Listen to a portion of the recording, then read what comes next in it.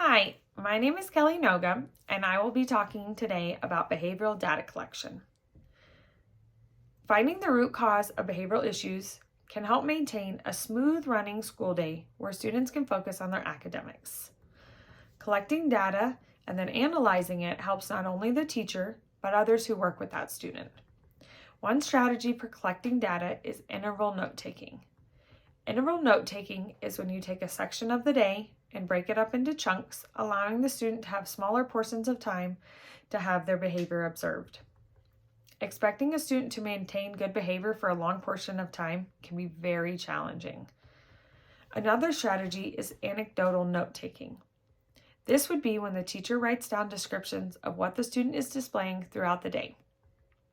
A technology tool that can be used to collect data is Class Dojo.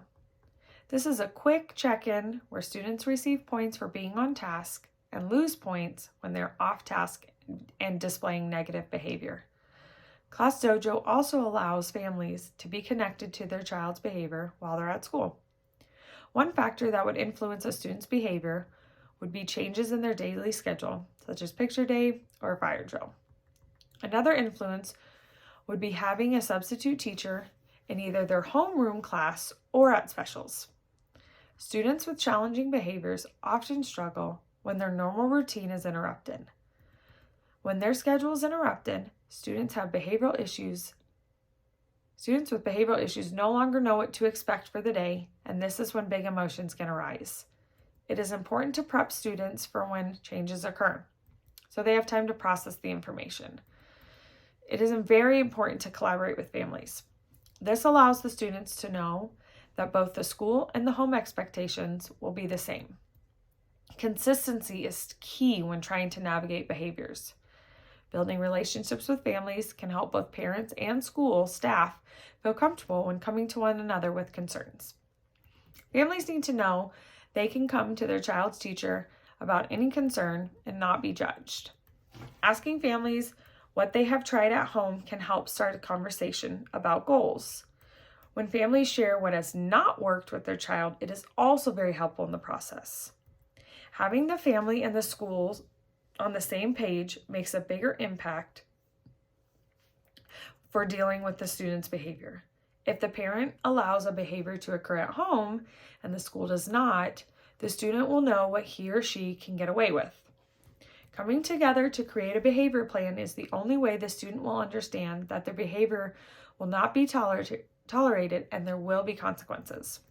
Creating a set of rules and goals can be measured at school and at home is the first step. Next would be having a meeting with the student and their family, letting them know that what will be expected at home and school, and making sure everybody is on the same page. The last and most important step is the follow-through. Both the family and school need to follow through and hold the student accountable for their behavior.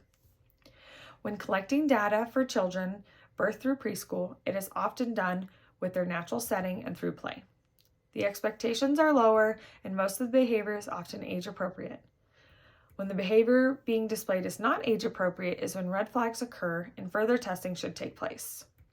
When collecting data on students in kindergarten through third grade, it is in a more rigorous setting. They are learning academics throughout the day and do not have free play such as younger students. This means the students are asked to do things that they do not necessarily want to do. When collecting data on students with exceptionalities, it is important to observe them at different times of the day.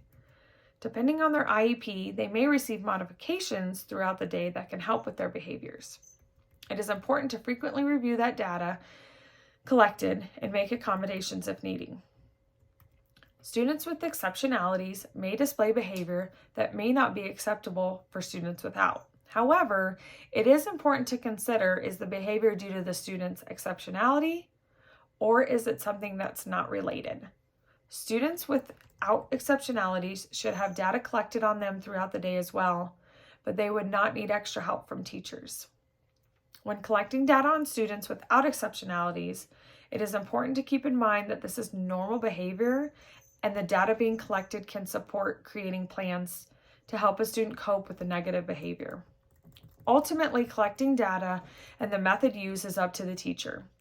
It should work best for that specific teacher, and there should be a routine to ensure that adequate data is being collected to further support students so that they're able to receive the academic learning they deserve.